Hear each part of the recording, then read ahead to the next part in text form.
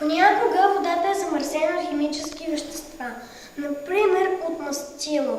Сега ще ви покажем как можем да я пречистим. Какво е това? Това е активен въглен. Той привлича частиците на мастилото и ги прави по-едри, за да не могат да минат през филтърната хартия. Какво е това? А това е филтърната хартия.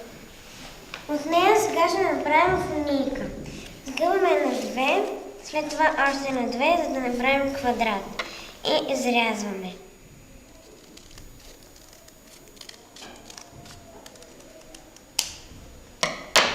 Вземем едното крайче, ето така, и поставяме в стъклената фунийка.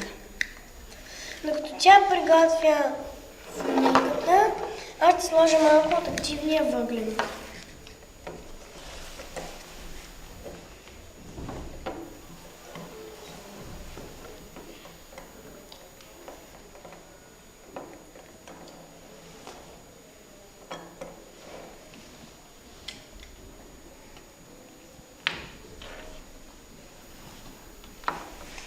И сипваме в филтърната хартия.